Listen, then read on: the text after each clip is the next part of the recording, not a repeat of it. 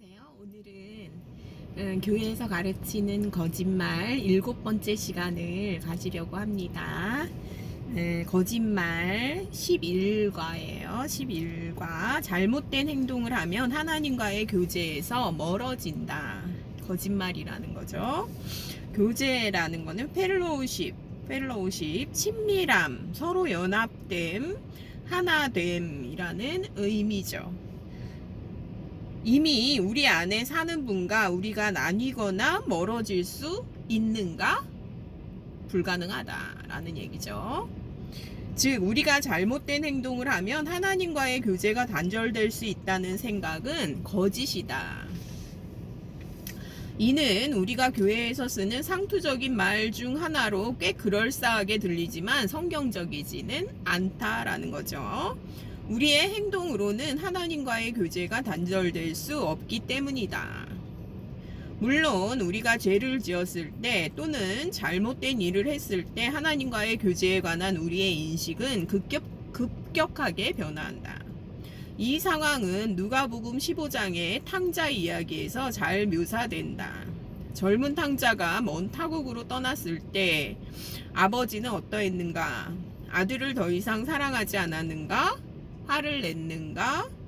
아들에 대한 마음이 변했는가? 전혀 그렇지 않았다. 성경은 그러한 가능성조차 내비치지 않았다. 탕자는 아버지를 떠나 방황할 때 자신이 아들로서 누리던 특권을 상실했다. 그러나 아버지에게 무슨 변화가 있었는가? 아무 변화도 없었다.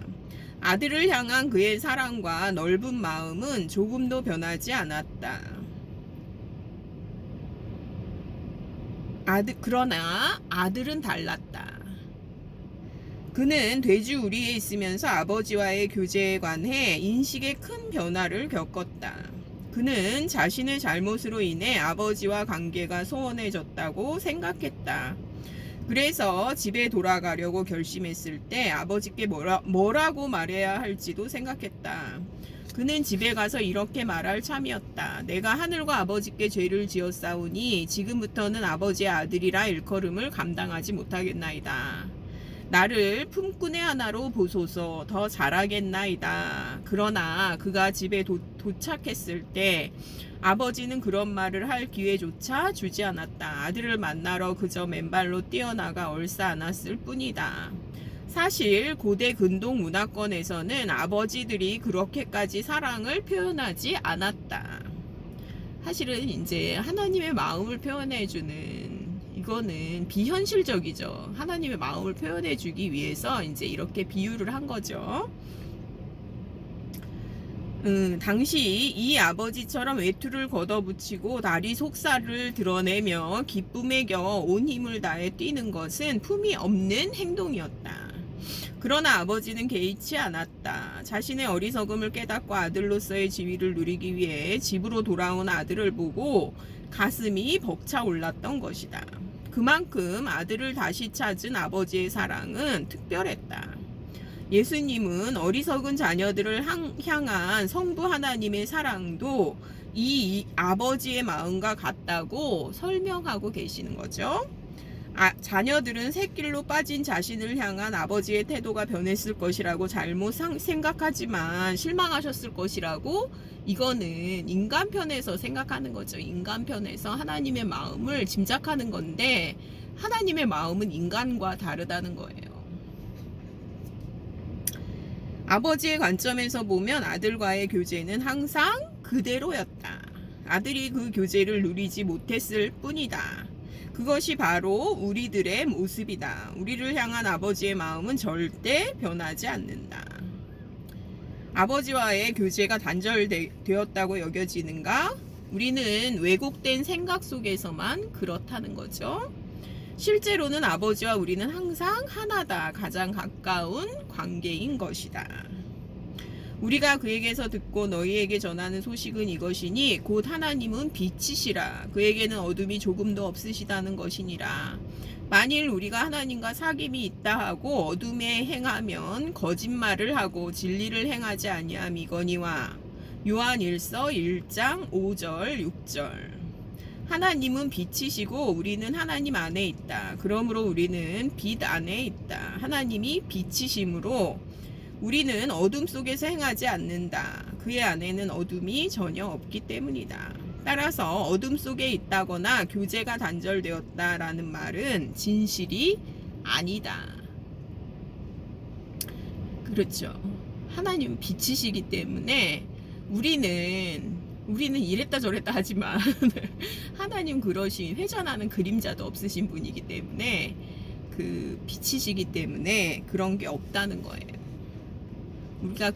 우리의 행동에 따라서 뭐 그게 달라지거나 멀어지거나 이러지 않는다는 거예요.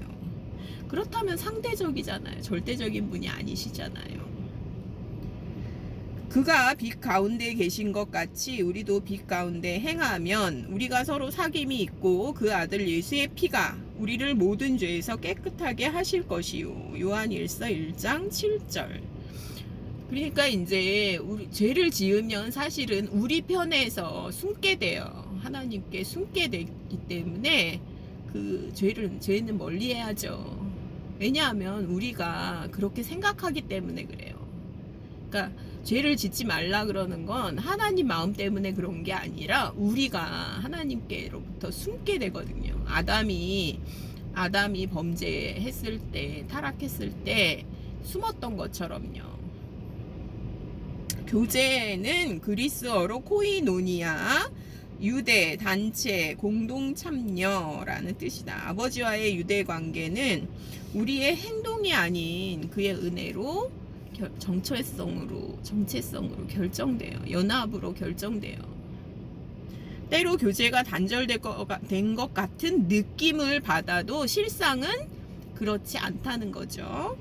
매 순간 우리는 그가 주시는 은혜의 빛 안에서 살아가고 있다는 것을 깨달아 그 진실을 마음에 새긴다면 아버지와의 교제 가운데 살고 있으며 예수님의 보혈로 모든 죄가 완전히 씻김을 받은 상태라는 의미가 무엇인지 몸소 체험하여 알 수 있다. 우리가 알든 모르든 이는 변함없는 사실이다. 그렇지만 우리가 하나님과의 교제 가운데 있고 모든 죄가 씻어졌다는 사실을 아는 것은 얼마나 큰 기쁨인가. 교제는 우리의 감정에 영향을 받지 않는다. 예수 그리스도께서 이루신 역사로 우리가 하나님과 어떤 관계이냐가 중요할 뿐이지 우리가 그 다음에 어떤 행동을 한다 그래서 이게 달라지진 않는다는 거예요. 고린도전서 초반부에는 이렇게 말한다. 너희를 불러 그의 아들 예수 그리스도 우리 주와 더불어 교제하게 하시는 하나님은 미쁘시도다. 고린도전서 1장 9절. 그들이 올바르게 행동했기 때문에 하나님과 교제할 수 있었던 것이 아니다. 하나님과 교제할 수 있었던 것은 오직 그의 아들로, 그 아들로 인해 하나님이 그들을 부르셨기 때문이다.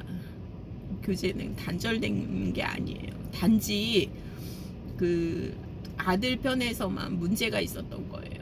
아버지 편에서는 아무 문제가 없었어요. 우리가 삶의 여러 부분에서 실패하더라도 하나님은 우리에게 신실하신 분이시다. 그는 아무것도 변하지 않았다고 생각하신다. 우리는 빛 가운데 살 수 있고 그 빛에 가릴 수도 있다. 우리는 빛 가운데 살 수도 있고 어둠에 거할 수도 있죠. 잠시 어둠에 거할 수도 있죠. 그러나 무엇도 우리가 빛 가운데 있다는 진실을 바꾸지는 못한다. 이거 바꿀 수는 없어요. 교제가 단절되는 거 아니에요. 우리는 항상 하나님과의 교제 가운데 있다. 교제에 관한 우리의 인식이 바뀔 수는 있지만 이것만은 반드시 기억하기 바란다. 기억을 해야 돼요. 우리는 말씀을 기억을 해야 돼요. 진실의 기준은 우리의 감정이 아닌 성경에서 말하는 하나님의 약속에 있다. 이게 믿음이죠. 분명히 말하지만 우리가 잘못을 했을 때 하나님과의 교제가 단절된다는 말은 거짓말이다. 우리 아버지는 항상 우리와의 교제 가운데 거하신다. 우리가 이 진실을 이해한다면 누구의 강요나 죄책감으로 인한 찔림이 아닌 주님이 주시는 은혜로 말미암아 자연스럽게 하나님께 영광 돌리는 생활을 하고 싶어질 것이다. 그 다음에 이제 거짓말 12번째 성경의 가르침대로 살아야 한다. 우리가 성경의 가르침대로 살아야 한다는 말에 의문을 제기하면 교회에서 이상한 사람 취급을 받을 것이다. 성경의 가르침대로 살아야 한다. 이것도 거짓말이라는 거죠. 성경은 우리가 어떻게 살아야 하는지를 구체적으로 가르쳐 준다고 평생을 배워온 사람에게 성경에 따라 사는 것이 틀렸다고 하면 이상하게 들릴 수밖에 없다. 정말 성경은 우리가 어떻게 살아야 하는지를 가르쳐주는 삶의 지침서인가? 그것이 성경의 목표인가? 답부터 말하자면 그렇지 않다가 답이라는 거죠. 물론 성경이 의로 교육하기에 유익하다는 것은 틀림없는 사실이다. 모든 성경은 하나님의 감동으로 된 것으로 교훈과 책망과 바르게 함과 의로 교육하기에 유익하니 또는 이는 하나님의 사람으로 온전하게 하며 모든 선한 일을 행할 능력을 갖추게 하려 함이라. 디모데후서 3장 16절 17절. 의로 교육하기에 유익하다는 것이 무슨 뜻일까? 이것이 어떻게 행동해야 하는지를 배운다는 의미일까? 정말 우리의 행동 양식을 가르친다는 뜻일까? 그렇다면 의롭다는 것의 의미는 무엇인가? 의롭다는 것의 의미는 무엇인가? 의로 교육하기에 유익한 거라 그러는데 의롭다는 것의 의미는 무엇인가? 첫째, 의는 그리스도 안에서 우리에게 주어지는 선물이라는 점이다. 의는 우리가 어떤 행동을 했을 때 얻을 수 있는 것이 아니다. 로마서 5장 17절은 하나님이 주시는 은혜의 풍성함으로 우리가 의의 선물을 받았다고 말한다. 한 사람의 범죄로 말미암아 사망이 그 한 사람을 통하여 왕노릇하였은즉 더욱 은혜와 의의 선물을 넘치게 받는 자들은 한 분 예수 그리스도를 통하여 생명 안에서 왕노릇하리로다. 로마서 5장 17절. 우리가 받은 의의 선물은 무엇인가? 사도 바울은 고린도전서 1장 30절에서 이렇게 말한다. 너희는 하나님으로부터 나서 그리스도 예수 안에 있고 우리에게 의로움이 되셨으니 예수님이 바로 우리의 의로움이다. 우리가 한 일이 아닌 그가 한 일이 의로움의 근거가 되는 것이다. 우리가 받은 의의 선물은 바로 우리의 의로움 되시는 예수님이다. 성경은 우리에게 의에 대해 말하면서 의는 그리스도 한 분이지 우리의 종교적 행동이 아니라고 가르친다. 이를 이해하면 성경의 목적이 우리를 예수 그리스도에게로 인도하기 위한 것임을 분명히 알게 된다. 성경은 모두 예수 그리스도에 관한 것이고 그가 누구인지를 가르친다. 그가 우리 대신 한 일을 우리를 향한 그의 사랑을 기록한다. 재차 강조하지만 성경은 우리가 할 일에 관한 내용이 아니다. 따라서 우리는 성경의 가르침대로 사는 것이 아니다. 지침서가 아니라는 거예요. 성경은. 우리는 우리 안에 거하시는 그리스도의 생명으로 산다. 이게 이제 의로 교육한다는 거죠. 이게 그리스도의 생명으로 사는 거. 성경은 그리스도에 관해 그리스도에 대해 그와 연합하여 사는 것의 의미에 대해 많은 것을 가르친다. 우리의 행동은 그 지식으로부터 흘러나오는 것이지 성경에서 도출한 도덕 강령에 맞춰 행동하는 것이 아니다. 너무 중요해요. 이게 너무 중요하죠. 성경을 예수 그리스도의 아름다움을 드러내는 앨범으로가 아닌 종교와 도덕 지침서로 보는 잘못된 견해가 성경의 본질을 훼손하는 것이다. 삶의 도덕적 지침을 제공한다고 생각한다면 다른 책들이 많은 책들이 삶의 도덕적 지침을 제공한다고 생각한다면 성경은 그리스도의 영광과 아름다움을 나타내는 책이라는 거죠. 성경의 가르침대로 살려고 노력하면서 오히려 성경의 가치를 폄하하지 말라. 이게 이제 그렇게 산다고 하는 사람들은 사실은요, 자기 의의를 세워요. 사실은 하나님의 의의를 거부하고요, 자기를 높이기 위해서 사실은 이 가르침대로 살아야지 이렇게 주장하는 사람들이 많아요.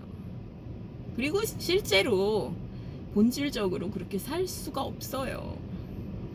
그러니까 자기 의의를 세우기 위해서 이 가르침대로 살아야 한다고 말을 하는 사람들은 그 율법주의자들이죠. 율법주의자. 결국은 자기 의의를 세우기 위해서 하나님의 의의를 거부하는 자들이죠. 우리를 향한 그 성경은 예수님의 모습이 드러나는 책이고요. 그 다음에 우리를 향한 아버지의 사랑을 전하는 메시지고요. 이게 이제 성경이 지닌 가치라는 거죠. 우리의 행동 지침서가 아니라는 거죠. 성경은. 1세기 유대인들에게 세상에서 가장 엄격한 종교인들은 바리새인이었어요. 바리새인. 그래서 종교 수행자들이었고요. 지도자였고요. 온 마음을 다해 성경의 가르침대로 살려고 노력하는 사람을 찾는다면 멀리 찾을 것이 없이 바리새인을 보면 돼요. 근데 그들은 성경, 구약을 손바닥 들여다보듯이 훤히 알고 있었던 그들에게 예수님 뭐라고 말씀하셨냐면 그들이 성경의 핵심을 놓치고 있다고 말씀하셨어요. 이 독사의 새끼들아, 이렇게 말씀하셨죠. 그들의 눈이 가려졌다고 말씀하셨죠. 오늘날 예수님보다 오히려 성경을 더 자주 언급하는 그리스도인들이 많다. 우상이죠. 결국은 우상. 그러니까 성경을 보더라도 짝퉁으로 보고 있는 거죠. 짝퉁으로. 이는 위험 신호다. 성경은 삶의 지침이 적힌 핸드북이 아니다. 성경은 예수 그리스도에 관한 은혜의 책이며 은혜의 책이죠. 예수 그리스도는 우리가 추구하는 목적이다. 성경에서 그리스도나 그의 안에 있는 의로움을 발견하지 못한다면 바리새인처럼 성경의 핵심을 간과하고 있다는 뜻이다. 간과하고 있다는 뜻이다. 우리가 그 안에 살고 그가 우리 안에 살면 우리는 성경에 올바로 접근할 수 있다. 그리스도의 생명으로만 우리가 성경에 올바로 접근할 수 있어요. 우리 안에 오신 그리스도의 생명으로만 우리가 성경에 올바로 접근할 수 있죠. 그리스도가 삶의 근원이며 성경은 예수 그리스도에 관한 것임을 알면서 말이다. 말씀 자체로 살아계신 그리스도가 성경을 통해 우리에게 자신을 드러내신다.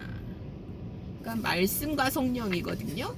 우리가 이렇게 밖에 있는 말씀을 보면서 우리 안에 오신 그리스도가 반응을 하셔요. 그러면서 우리를 가르쳐 주시거든요. 그러니까 말씀과 성령, 결국은 이게 전부예요. 그냥 신앙생활의 전부죠. 그리고 그의 생명으로 어떻게 살아야 하는지를 이게 자연스럽게 가르쳐 주세요. 말씀과 성령이 같이 반응을 하면서 그리스도의 생명으로 살게 되는 거죠. 우리 그리스도인들이 그리스도의 생명으로 살게 되는 것을 말하죠. 그 다음에 이제 거짓말 13. 삶에서 하나님의 완벽한 뜻을 찾아야 한다. 우리를 향한 하나님의 뜻을 놓치고 살기를 바라는 사람은 아무도 없을 것이다. 그러므로 우리 삶에서 하나님의 뜻을 찾는 것은 참 좋은 일이 아니겠는가? 근데 거짓말이라는 거죠. 하나님의 완벽한 뜻을 찾는 것은. 성경 어느 곳을 찾아봐도 우리가 하나님의 뜻을 찾아야 한다는 말은 없다. 성경에 있는 거짓말들에는 한 가지 공통점이 있어요. 그러니까 기독교인들이 말하는, 교회에서 말하는 거짓말들에는 한 가지 공통점이 있어요. 뭐냐면은 뭐뭐 해야 한다, 뭐뭐 할 필요가 있다, 뭐뭐 하는 것이 좋다, 이렇게 이제 의무감을 우리에게 부추기는 거죠. 죄책감과 의무감을 부추겨요. 이거는 이제 동시에 작용을 해요. 의무감과 죄책감은. 이러한 사고방식은 율법주의를 이루는 기본 토대가 된다. 잘 들어보시면 알게 돼요. 그렇다 보니 모두 사랑의 하나님 이미 하신 모두 사랑의 하나님이 이미 하신 일보다는 우리가 하는 일에 초점을 맞추게 돼요. 교회에서 하는 이야기를 잘 들어보시면 어디에 초점이 있는지 알게 되거든요. 그들은 과거의 선택에 회의를 품고 머리를 쥐어짜며 이것저것 생각한다. 과연 내가 하나님이 계획하신 배우자랑 결혼한 것일까? 하나님의 뜻에 맞는 대학에 입학한 것인가? 하나님의 뜻하신 직장에 입사한 것일까? 나는 지금 하나님이 뜻하신 곳에서 살고 있는가? 이와 같은 자기 회의로 지금 해야 할 선택도 제대로 하지 못하고 끙끙거린다.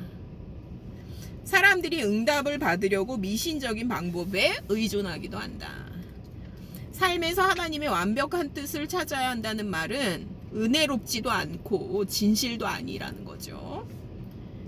그리고 그 중심에는 율법주의가 있는 거죠. 우리가 노력해서 찾을 필요가 없다. 하나님이 급하시면요, 하나님이 어떻게든 우리에게 말씀해 주세요. 로마서 12장 1절에는 하나님의 뜻을 아는 것에 관해 이렇게 쓰고 있다. 그러므로 형제들아, 내가 하나님의 모든 자비하심으로 너희를 권하노니 너희 몸을 하나님이 기뻐하시는 거룩한 산제물로 드리라. 이는 너희가 드릴 영적 예배니라. 이것은 우리의 행동에 관해 바울이 로마서에서 기록한 두 번째 명령이라는 점에서 주목해야 한다. 그는 무려 11장에 거쳐 예수 그리스도 안에 있는 하나님의 은혜에 대해 가르친 후에야 비로소 우리가 무엇을 해야 할지를 말한다. 이거는 의무가 아니에요. 그게 이제 알게 되면요, 우러나서 자연스럽게 하나님의 사랑을 알게 되면요, 그분의 사랑이 우리를 강권하시는 거거든요. 자연스럽게 하는 거고요, 우러나서 하는 거예요. 의무로 하는 게 아니에요. 우리가 해야 할 일에 관한 주제를 다루기 전에 우선 그 명령의 기초가 무엇인지를 분명히 해야 하는 것이다. 우리는 예수 그리스도가 우리 안에 거하신다는 것과 우리가 예수 그리스도 안에 거한다는 것이 어떤 의미인지 잘 모르는 사람들에게 행동만을 지나치게 강요해 왔다. 이것은 율법주의가 된다는 거죠. 바울은 우리가 예수님의 정체성과 그가 하신 일을 기초로 하여 거룩한 순종으로 우리 자신을 온전히 드려야 한다고 했다. 이거는 하나님이 11장에 걸쳐서 선포를 하시고 난 다음에 12장에 이제 거룩한 산제사로 드려라가 나오는 거예요. 너희는 이 세대를 본받지 말고 오직 마음을 새롭게 함으로 변화를 받아 하나님의 선하시고 기뻐하시고 온전하신 뜻이 무엇인지 분별하도록 하라. 이거는 로마서 12장 2절에 나와 있어요. 바울은 우리 삶에서 하나님의 뜻을 아주 단순하게 분별할 수 있다고 말한다. 그냥 우리 자신을 하나님께 드리고 그의 뜻이 무엇인지를 보여주실 것을 믿으면 된다. 굉장히 자연스럽다는 거죠. 그분의 생명이 이것을 우리에게 나타내셔요. 우리가 무엇을 해야 되는지 이거를 나타내시죠. 하나님의 뜻이 우리로부터 감추어진 양 그것을 발견해야 한다는 말은 거짓이다. 우리가 예수 그리스도에게 집중하면 우리를 향한 하나님의 뜻이 밝히 드러난다. 하나님이 친히 우리 자신의 뜻 안에 두신다. 우리를 자신의 뜻 안에 두신다. 하나님이 뜻하신 것과 다르게 살까 봐 걱정하지 말라. 그가 모든 것을 돌보신다. 우리는 이를 은혜라 부른다. 너희를 부르시는 이는 미쁘시니 그가 또한 이루시리라. 데살로니가 전서 5장 24절. 우리가 하나님의 뜻을 찾아야 한다는 거짓말에 속지 말라. 그런 헛된 부담감을 안고 살지 않아도 된다. 그냥 우리는 범사에 감사하라. 이것이 그리스도 예수 안에서 너희를 향하신 하나님의 뜻이니라. 데살로니가 전서 5장 18절. 긴장하지 말고 우리 자신을 하나님께 맡기자. 그러면 하나님이 그의 때에 그의 방법으로 그의 일을 이루실 것이다. 그렇죠. 나타내시죠. 자녀들에게 그의 뜻을, 그분의 뜻을 나타내시죠. 그냥 우리는 자연스럽게 살면 되죠. 감사함으로 받으면서 우리의 모든 환경과 이것이 그래서 감사하죠. 다음에 이제 오늘은 교회에서 가르치는 거짓말, 잘못된 행동을 하면 하나님과의 교제에서 멀어진다. 이거 거짓말. 그 다음에 성경의 가르침대로 살아야 한다. 거짓말. 그 다음에 삶에서 하나님의 완벽한 뜻을 찾아야 한다는 거짓말에 대해서 말씀을 나누었습니다. 감사합니다.